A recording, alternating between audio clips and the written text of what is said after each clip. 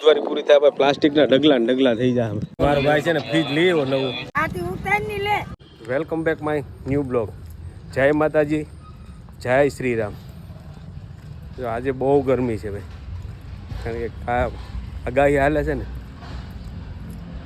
અમુક જગ્યાએ તો વરસાદ પણ થયો છે ને આપણે છે ને અહીં કાલે જોરદાર પવન આવ્યો હતો, એટલે કે વાવાઝોડા જેવું વાતાવરણ થઈ ગયું હતું રાત્રે. એની એક ક્લિપ પડી છે મારી પાસે, હું નાખી દઈશ આ વિડીયોની અંદર. વિડીયોમાં કન્ટિન્યુ રહેજો.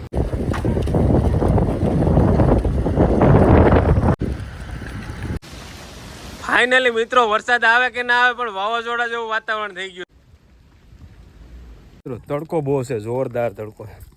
આજે ઉકળાટ એવો ને એવો છે, વરસાદ આવવાની સંભાવનાઓ છે. ફાઇનલી મિત્રો ગામમાં લાઇટ નથી, તો વાડીએ ભાગ્યા હું નાસિમભાઈ ભાઈ. લાઇટ નથી ને લાઇટ શેડ આવવાની છે બપોરના 2 વાગે, એટલે ગામમાં ક્યાંય રહેવાતું નથી. વાડી આટો મારીએ કલાક નીકળી જાય, લાઇટ આવવાનો સમય થઈ જાય. તો આ બાજુ મારા ફ્રેન્ડ છોકરા છે ને ગાડી લઈને જાય છે. હાલો લેટ્સ ગો.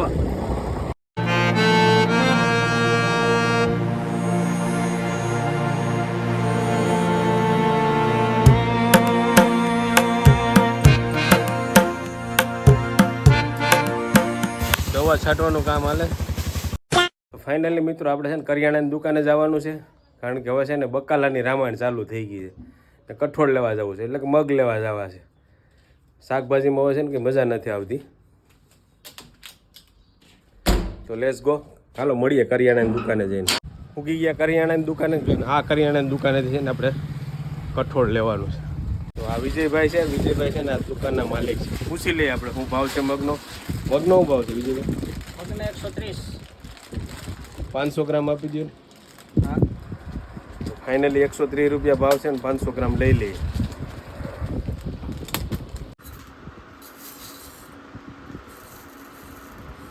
પંખો આવ માથે હાલ, પંખાની હવાય નથી ગમતી.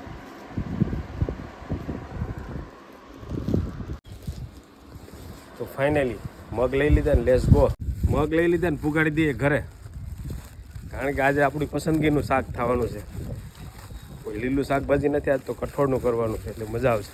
તો આવી ગયા મગ લઈને ઘરે. ફાઇનલી આજે છે બુધવાર, ને બુધવારે જો જોરદાર ભરાણી છે. જો અહીંથી લઈ ને છેક વहाँ સુધી. તો ચાલો બુધવારીમાં જોઈએ. એક શાકભાજી લેવાનું છે, થોડા જજો. આ બુધવારી છે ને, આ જો બધે ઠેક ઠેકાણે છે ને પ્લાસ્ટિક. બુધવારી પૂરી થાય પછી પ્લાસ્ટિકના ડગલા ને ડગલા થઈ જાય. એક નુકસાની વાળું છે. પ્લાસ્ટિક છે ને ઘણા વર્ષો સુધી છે ને નાબૂદ નથી થતું. જો આ બધા પ્લાસ્ટિક જ પડ્યા. તો ફાઇનલ જો મારો મિત્ર છે ને મને બોલાવે છે, એટલે કંઈક સસ્તું મળતું લાગે છે. જો આ વખતે છે ને ગુજરીમાં છે ને કંઈક આ નવું આવ્યું છે. શું છે? કોપીરાઇટ આવી છે. લઈ લેવી? ફ્રીજ ભરી જ લેવું? હા. મારો ભાઈ છે ને ફ્રીજ લઈ આવ્યો નવું. બરફ જમાવવાના લેવાના છે. બોલા ડીશું હાલી મળી જાય ગુજરીમાં. શાકભાજી લેવાનું છે, ટમેટા લેવાના છે, લીંબુ લેવાના. હવે તો બરફ જમવી જ દેવો પછી એવું છે. હા હાલ તો લઈ નાખ રસિકભાઈ. આ બધું ટેટી ફ્રેશ છે હો ભાઈ. મારો હાડો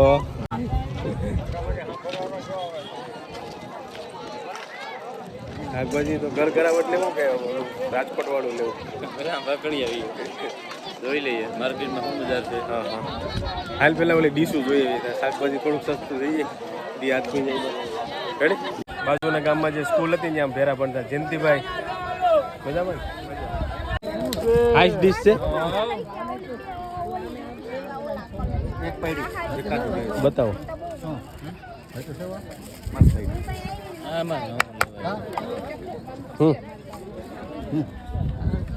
ફાઇનલી જો આઈસ ડીશ લઈ લીધી. ફ્રીજ લીધું નવું, આઈસ ડીશ નથી કે આઈસ ડીશ લઈ લીધી. તો આ બાજુ છે ને આખું છે ને કપડાનું માર્કેટ છે. જો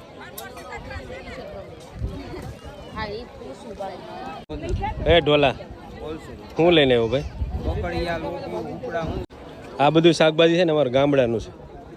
આ બધું ઘર ઘર હોય ને ઓલી બાજુ જે વેચાય ને એ રાજકોટ યાર્ડનું હોય. જો ખેડૂતનું જો કોઈને શાકભાજી ખાવું હોય ને તો જ અહીં મળી રહે ને ટ્રાફિક જુઓ.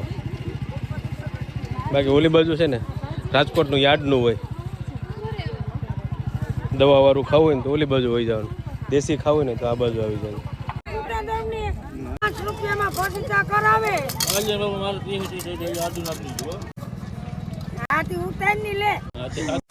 15 તારીખે છે ને મોટા ભાગના વિસ્તારમાં છે ને ગુજરાતની અંદર વરસાદ થઈ ગયેલો છે. અમારે નહોતો થયો પણ અમારે જો અત્યારે 16 તારીખે 9 વાગ્યાની અંદર વરસાદ ચાલુ થઈ ગયો છે. જો ધીમે ધીમે છાંટા પડે છે ને વાતાવરણ જો નેક્સ્ટ લેવલ છે. તો એવી જ રીતે જો વરસાદને એન્જોય નથી કરતા. આ બાજુ જમવાનું સવારના નાસ્તો હાલે છે. તો ચાલો પહેલાં છે ને નાસ્તો કરી લઈએ પછી વરસાદને એન્જોય કરીએ. ત્યાં સુધી આવશે તો ઠીક છે, આવશે તો પછી નાહવાનું છે. કારણ કે ગરમી એટલી બધી પડે છે ને એકવાર આ ઠંડા વરસાદમાં નાહી લઈએ. પવન તમે જોઈ શકો છો. વરસાદની તૈયારી હાલે છે. તાલપત્રી નાખે એ માણસ છે ને વરસાદને એન્જોય કરવા નીકળી ગયા. વરસાદી વાતાવરણ છે જો એન્જોય કરવા જાય. વરસાદ એન્જોય કરવા જાય એવું કઈ નથી ભાઈ. વાડે છે ને ડુંગળી પડી, ડુંગળી છે ને ધૂળમાં છે ને ભારેલી છે. એ કાઢવા જોઈએ ને કે ઉગી જાય. ક્યાંય એન્જોય કરવાનું ટાણે ક્યાં કોઈ પાસે ટાઈમ છે ભાઈ. તો હાલો વાડે જઈએ ને ડુંગળી છે ને ધૂળમાં ભારેલી છે ને એ કાઢી લઈએ ને ઉગી જાય પાછી. એક તો કેટલા મહિના પાણી પાયું ને થોડીક છે 4-5 કિલો જેટલી. હાલો ડુંગળી કાઢી લઈએ પહેલાં. તો ફાઇનલી જો આપણી કેર એવડી થઈ ગઈ છે ભાઈ. કાયમી છે ને અને પાણી છે ને બેડે બેડે પાય. આ કેરનો શ્રેય છે ને આખો આને જાય છે. એ સવારમાં આવી ને અહીંથી 500 મીટર જેટલું છે ને અમારે ટાંકો દૂર છે પાણીનો. ત્યાંથી છે ને 8-10 બેડા ભરી આવે ને કાયમી જો આ કેરને તો પાણી પાય જ. અત્યારે ભીનું છે, બાકી અહીં પાણી બાણીની કંઈ આવતું નથી. ને જો પોપિયામાં છે ને પોપિયા આવી ગયા છે જો નાના નાના. એટલે મહેનત જો ને અહીં ડુંગળી પારેલી છે ધૂળમાં એ કાઢવાની છે. બાકી જો આ બાજુ પોપિયા થઈ ગયા છે. જો એક આંબો અહીં ખૂણામાં છે. જો આને પાયેલ છે, આંબા નહીં પાઈ દીધા. આ કલમ થઈ ગઈ મોટી બધી. જો વરસાદ ગાજે, અવાજ આવે છે.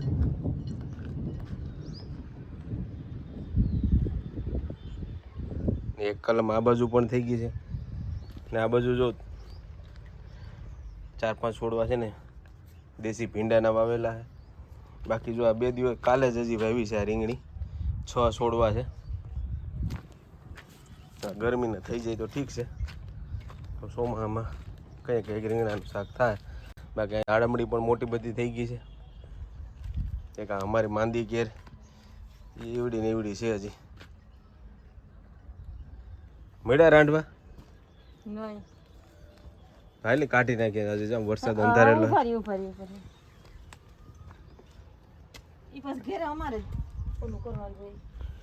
શું ઘેરે તમારે ઓલું કરવાનું એમ?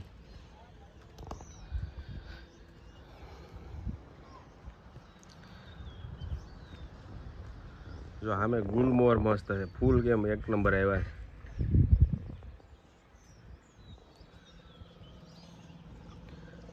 બાકી વાતાવરણ જો નેક્સ્ટ લેવલનું થઈ ગયું છે.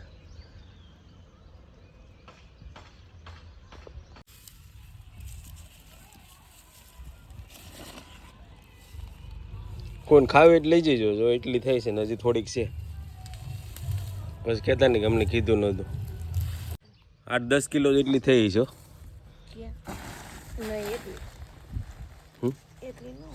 નહીં ઉપાડો છે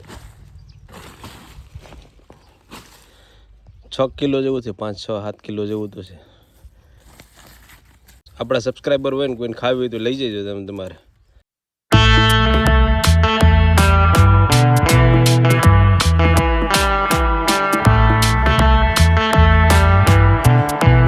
બાજુ છે ને કાંકરા ઢેગલા પડ્યા છે ને વરસાદ રહી ગયો છે. જો આમ વહી ગયું બધું ડોર બીજી બાજુ. તો આ કાંકરી પડી ને એ થોડીક નાખી દઈએ બહાર, બે ડોલ છે ને એ ડોલ ભરીને નાખી દઈએ.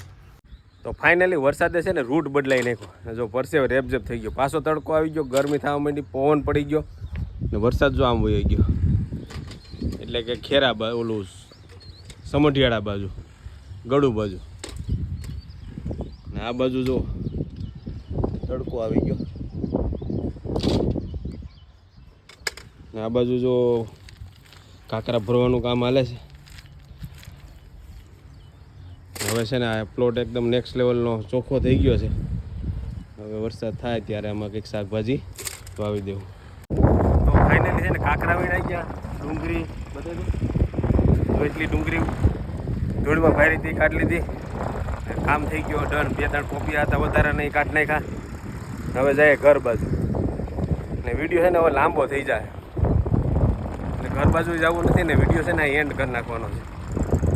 તો ચેનલમાં નવા હોય તો સબસ્ક્રાઈબ કરી લેજો, એક મસ્ત લાઈક કરી દેજો. વિડીયો સારો લાગ્યો ને તો તમારા મિત્રોને શેર કરજો. ભલા મણા અમારી મેડમ તો આમ ત્રાહી કપાવી, સારા રસ્તે હાલવા ગયો. વિડીયો સારો લાગ્યો ને તો જય શ્રી રામની કોમેન્ટ લખી નાખજો. તો મળશું નેક્સ્ટ વિડીયોમાં. આવજો, બાય બાય.